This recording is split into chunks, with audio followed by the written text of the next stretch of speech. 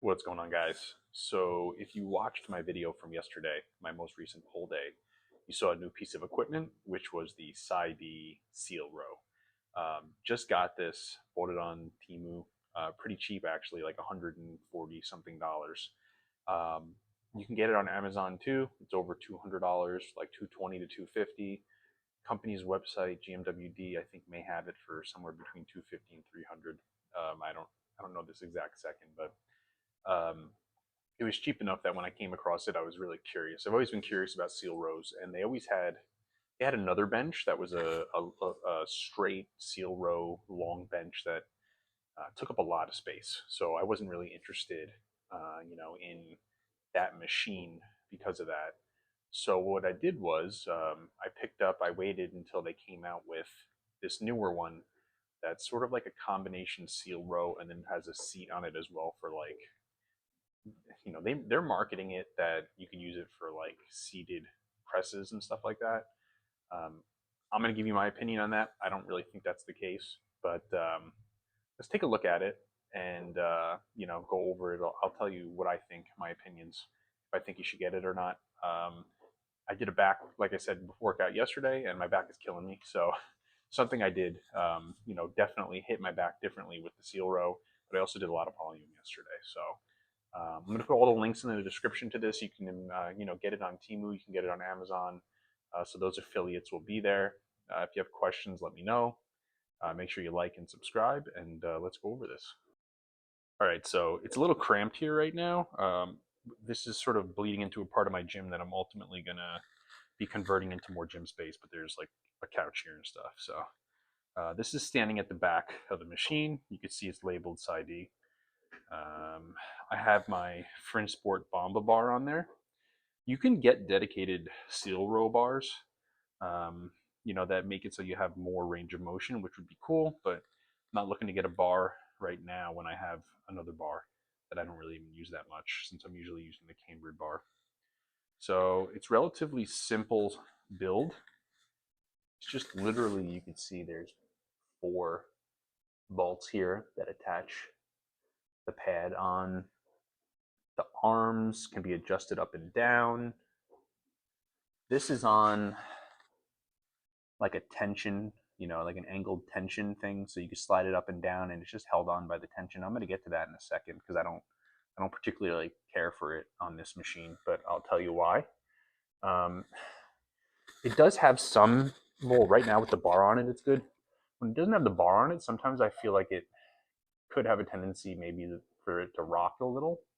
But right now, once there's weight added, it really holds it down. So pretty solid. The motion itself with the seal row is awesome. I'm going to put a clip in here right now of the seal row.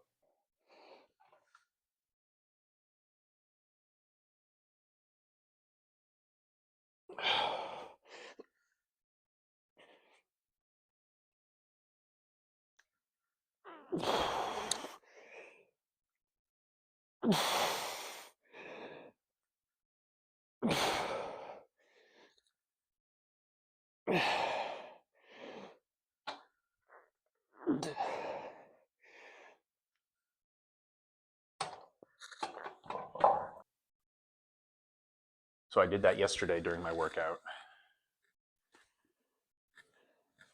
The pad's pretty nice. It's a little soft, the fabric maybe, but it's nice and supportive actually. Better than I was expecting. Like if I walk over to like this machine here, the foam itself feels spongier here. Although this material feels a little rougher, whereas this is a little more smooth, but this isn't as spongy maybe. This, for some reason, is way softer than up there. I don't know what it is, if it's just because it's more padded.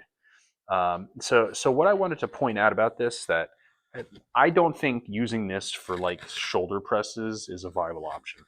And the reason for that is that I don't feel that this mechanism is strong enough that I'd feel comfortable doing heavy presses on it. Now, granted, some machines in the commercial gym are like this, where like a hammer strength machine has just moves up and down, based off of the angle. I'm sure we've all been in a spot where we sit down on a machine and the seat like collapses. So the reason I'm bringing that up is because I'm going to swing around over here. If you take a look at the seated fly machine, now granted, obviously this is a little more expensive of a piece, but to be honest with you, dollar for dollar, really not that much. With the spring and all these mechanisms in here, it's solid. So this can be the same thing for the Temple of Gainz machine. Obviously, this is in another ballpark, but I mean, we're talking, you see a spring-loaded mechanism that holds it. But that, again, those are way more expensive. But there's no reason why they couldn't have put a more supportive seat. Because I personally don't think, unless you're a beginner to intermediary and you're not lifting a lot of weight, I don't think using this seat for presses and stuff is really a viable thing unless you just don't have the room and no other option. That's just my opinion. Now, pulling back on that and just attacking this from the standpoint of a seal row, it's awesome because it takes up way less space than the old seal row did that they had. So that's a huge benefit. It's comfortable and it just gets the job done for under 200 bucks. In my opinion, it's not going to replace obviously something like this, but they hit at different angles, they isolate differently. It's definitely, especially if you can't get a T-bar row because you have limited space, this is going to be an awesome movement for your back. So I'm definitely going to recommend this for the price. If you can get it for a good price, like I said, on Temu, it's under $200. Amazon, it's more than $200. It's really in the eye of the beholder, right? Like what you want to spend. But I'm going to say for the seal row, 100%, this is something I'm going to recommend. If you're going to use it for seated overhead stuff, I don't know. I'm not crazy about that. That's just sort of an added benefit of having that seat there. I'll probably use it to sit down and rest, to be honest with you. So if you guys have any questions, let me know. Make sure you like, subscribe. Check out my video from yesterday where I use this more in depth, even though I put the clips in here now. And I will talk to you guys soon.